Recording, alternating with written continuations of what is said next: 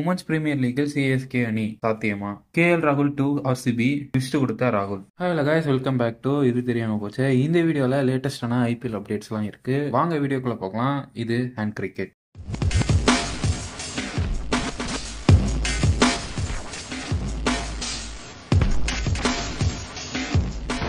MS தோனியோட retention பத்தி CSK அணி என்ன பிளான் பண்ணிருக்காங்க அப்படின்னு பாத்தீங்கன்னா, தோனியை அன்கேப்டு பிளேயர் லிஸ்ட்ல ரீடைன் பண்ண போறதா சில நாட்களுக்கு முன்னாடி பேசிட்டு இருந்தாங்க. இதுக்காக பிசிசிஐ போட்ட ரூல்ல ஒரு சேஞ்ச் கொண்டு வரணும் அப்படின்ட்டு சிஎஸ்கே பிசிசிஐ மேனேஜ்மெண்ட் கிட்டே கேட்ட மாதிரி ஒரு தகவல். பட் இந்த ரூல் படி தோனியை அன்கேப்டு பிளேயர் லிஸ்ட்ல ரீடைன் பண்றாங்க அப்படின்னா அவர் வந்து மோஸ்டா பிளேயிங் லெவல்ல விளையாடுறது ஒரு டவுட் தான். அட் த எண்ட் இது எல்லாமே முடிவு பண்ண போறது தலை தோனி மட்டும்தான். ஸோ அன்கேப்டு பிளேயர் லிஸ்ட்ல தோனி இல்லாத அந்த பட்சத்துல சமீர் ரிஷிவ் தான் ஃபர்ஸ்ட் ஆப்ஷனா இருப்பாரு. ஸோ ரீசெண்டா விளையாடுற எல்லா மேட்ச் நல்லாவே பெர்ஃபார்மன்ஸ் பண்ணிட்டு வராரு. ஸோ அதன் அடிப்படையில் இவர் தான் ஃபர்ஸ்ட் ஆப்ஷனா இருப்பாரு அப்படின்ட்டு ஒரு தகவல்.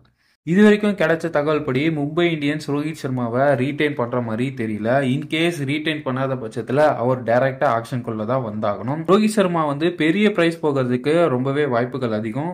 முக்கியமா டெல்லி மற்றும் குஜராத் அணிகள் ரொம்பவே ஆர்வம் காட்டுறாங்க இவர் மேல. கண்டிப்பா ஆக்ஷன்ல வந்தா இவங்க ரெண்டு பேரும் போட்டி போட்டு அதிக பிரைஸ்ல எடுக்கிறதுக்கான வாய்ப்புகள் அதிகம். கடந்த 2 வருஷமா உமன்ஸ் பிரீமியர் லீக்ல 5 அணிகள் வந்து விளையாடிட்டு இருக்காங்க. சோ புதுசா பிரான்சைஸ் சேர்க்க பிசிசிஐ கமிட்டி வந்து முடிவு பண்ணிருக்காங்க. இதன் மூலமா WPL சிஎஸ்கே பிரான்ச் வரதுக்கு ரொம்பவே வாய்ப்பு அதிகம். சிஎஸ்கே மேனேஜ்மெண்ட்லயும் இதை பத்தி பேச்சுவார்த்தைகள் போயிட்டு தான் இருக்கு. அப்படி சிஎஸ்கே WPL வந்தா யார் வந்து ஸ்டார் பிளேயரா விளையாடுவாங்க அப்படின்றத வந்து கமெண்ட்ல சொல்லுங்க. லாஸ்ட் அப்டேட்டா கொஞ்ச நாளுக்கு முன்னாடி கேஎல் ராகுல் ஆர்சிபிக்கு ட்ரேட் ஆக போறாரு அப்படின்றத நம்ம வீடியோலயே நம்ம சொல்லியிருப்போம். அதுக்கெல்லாம் ட்விஸ்ட் தர மாதிரி எல்எஸ்ஜி ஓனரை ராஜீவ் கோயங்க மீட் பண்ணி என்ன நீங்க ரீடைன் பண்ணிக்கலாம் அப்படின்ட்டு சொல்லியிருக்காரு.